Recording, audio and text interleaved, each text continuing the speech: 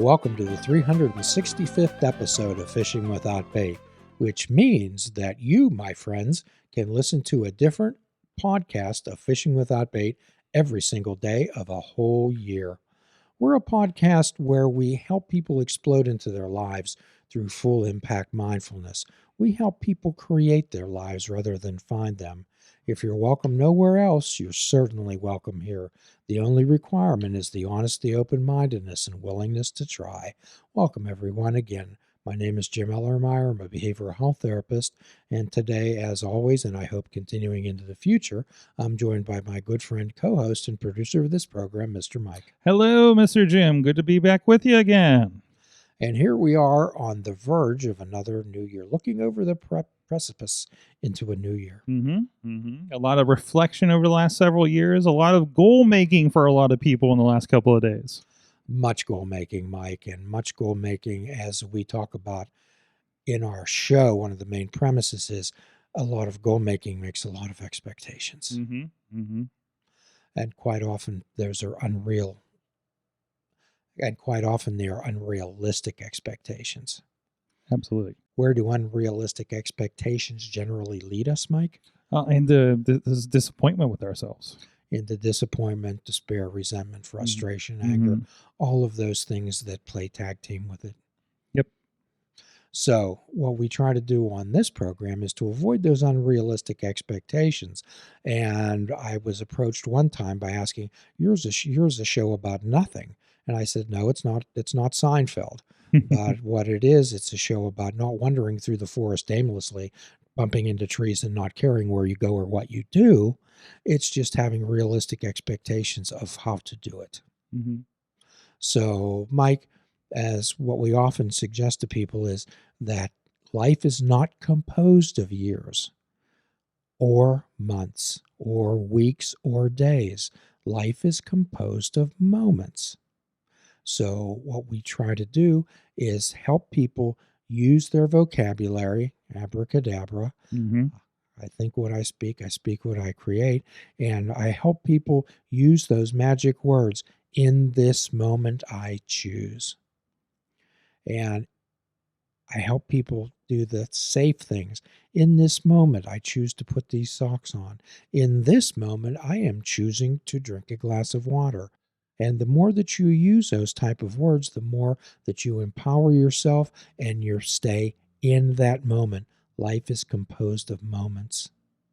So, Mike, in this new year, tell me about some of the moments that you've had and how you're participating in them. Well, in this new year, I know that I'm about to, spin up a lot of work. So I'm taking moments to enjoy my time, take care of myself.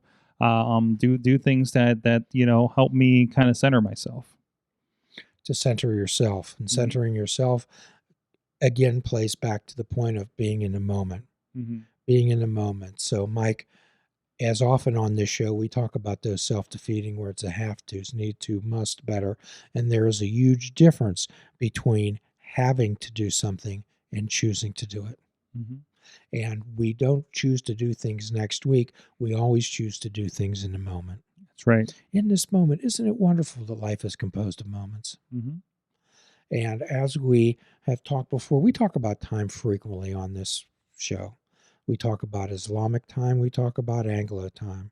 We talk about the Greek words of kairos and chronos time. And for those of you who have some curiosity about that, use those words: chronos, kairos, Anglo, Islamic time. Go back into our vast archive and bring up those things where we often talk about time. And again, life's composed of moments, and of all the substances on earth that people abuse, time is the worst one, Mike. You were talking to me earlier about your partner looking at the year ahead and getting overwhelmed. Yes, I think we both are. So there's a lot of things as we started looking at things. It was like, oh, this is coming up. Okay, we're taking this on. Okay, how are we going to treat this? So, I mean, there's a little bit of planning, but also there's a little bit of, instead of fretting the future, there was a lot of touch bases today with, like there's I sat with some friends the other day, and one of the things that always bothers me is like, we need to have a meeting of do this. I'm like, okay. And I like sit there and looked at the two people that were at the dinner, and I was like, put something on your calendar now, because I know, they're not going to. And then a week from now, they're like, oh, we didn't meet. Oh, now we're too busy. Well, we didn't find the time. We didn't make the time to do that. And I was like, put this in your calendar now, because that action now is going to set you up in the future. You're choosing in this moment to put Mhm. that on your calendar. Yes. Well, let's attack this from another angle, Mike, and let's imagine that you and your wife would be sitting there and having nothing on the books for this year, Mhm. nothing on the books for the next 2 months. Yep. How would that make you two feel? Like, oh no, like what are we gonna do? Because nothing on the books means, the business isn't going to be working. So, and now it's are we putting the right things on the books? Are we putting the are we putting the assets where they need to be? So you get to make those choices and decisions. Yes, yes. And this is a good time to step back. I thought a lot about how you said about like the end of the year, it's just another day, you should be pushing through. But, I think built in for the kind of stuff that we do, we kind of slow down. Much like I thought COVID was really quote unquote good for us, through all the terrible that it was, because everybody got to step back for a moment and reassess themselves, right? I think that's why you see a lot of new moves happening for a lot of people in business or media or anything like that. Like a lot of people reassessing their lives and deciding, you know, the step back, look at their lives and decide, where do I want to be from here next, did it, am I doing getting the most out of my life? Am I getting the most out of my family, and being the best to them, and that reset a lot of people. And I think the holidays in certain cases, if you're not trudging through them and getting through it, that's kind of the same idea. Yes. So what earlier, you and I were talking about, and we often impress people upon this show, and I do this with my patients also. I Mhm. just to them it sounds like a trite saying when I say things work until they don't, Mhm. Mhm. and but that is so true. So, and again, life's composed of moments. The time's the most precious thing that you possess. So I often suggest to people that people stay in relationships, people stay in friendships, people stay in jobs, people stay in locations far too long Mhm. Mhm. after they stopped working. Mhm.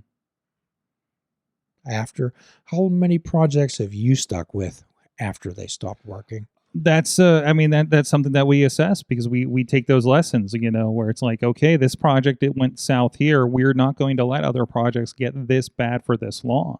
We know corrective actions, or when to cut loose on a project if it's not working. Cut loose on a relationship if it's not working anymore, for the parties involved in us, right? I mean, I think that's something that can apply to a lot of things. What we're talking about is return on investment, Absolutely. not necessarily monetary wise, Mike. No, it is an emotional return on investment, right? I talk to so many people that are in projects or dealing with family or something or the other, and they say, okay, where can I, this isn't fun anymore. I want to be there for my kids, or hey, the kids are old enough, I need something to do, or vice versa, like that kind of thing. Those kinds of assessments happening all the time. Sure. What return are you getting on this investment? Hmm. It's ideally, it was coined as a business type of phrase. What return am I getting on the money that I'm investing in this project, good and Absolutely. or service? But in my profession, in the therapy world, I use it a lot in relationship issues when, particularly young ladies, I ask them, I'll say, Mhm. what return are you getting on the investment Absolutely. that you are putting into this relationship?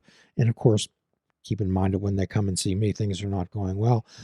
Almost consistently, always they say, not nearly as much as I'm putting in. That's right. That's right. So here again, we come back to making these wise mind choices, using your moments wisely, Hmm. using your moments wisely. The current of time is strong, Mike. It only moves in one direction. Right. So, and again, composed of moments. What return are you getting on the investment in the moments? Absolutely. You only have so many moments. There's only so many moments a day. Mm-hmm. But the beautiful thing is you get to choose how to use those moments.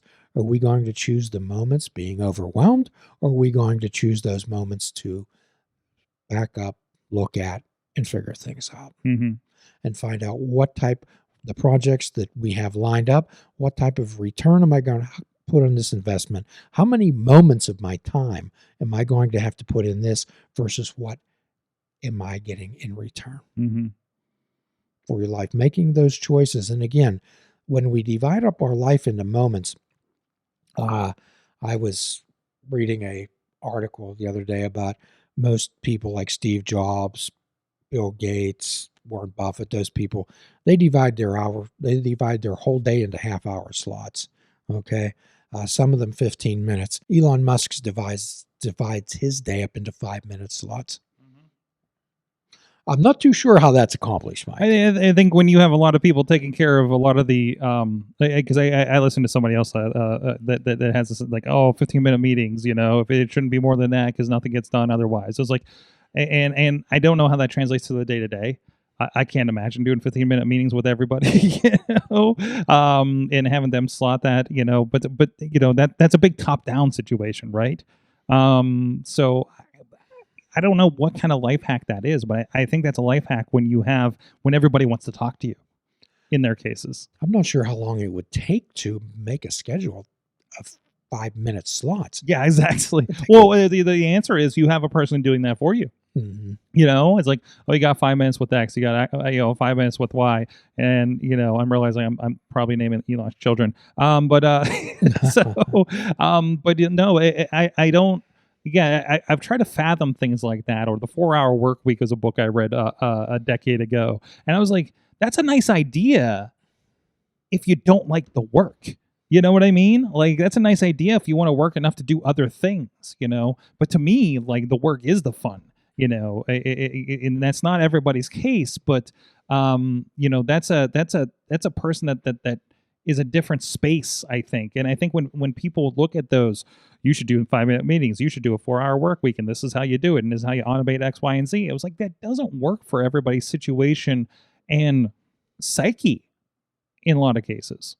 And again, we come back around to the point of people stay in job situations far too long. Mm-hmm. And if you're thinking about how you can reduce your work hours, then perhaps you might want to reestablish yourself, what your identity is and what you want to do with your life. Yeah, and that's always an issue too, because so many people identify themselves with what they do. What they do is what they are when it comes to employment, I suppose, right? Like, I think it's different for, like, you are a therapist. I am a media maker.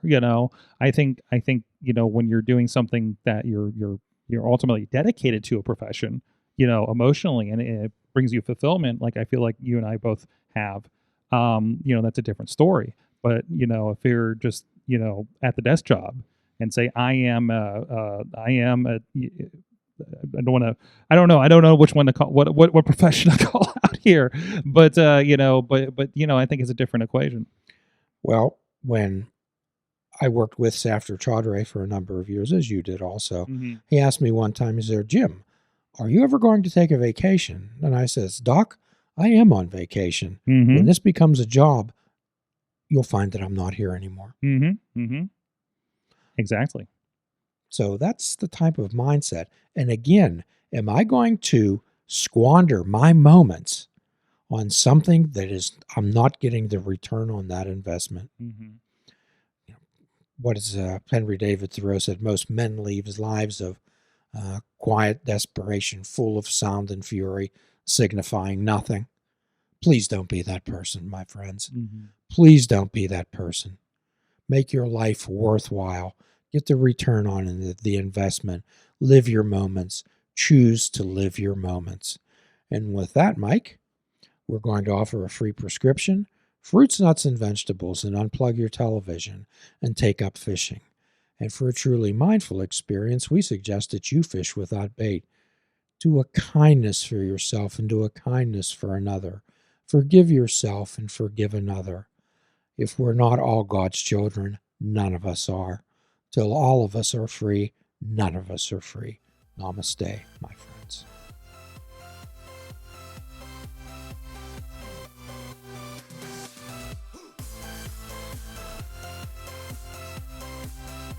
if you're interested in flying the colors of fishing without bait, click the shop icon on our website.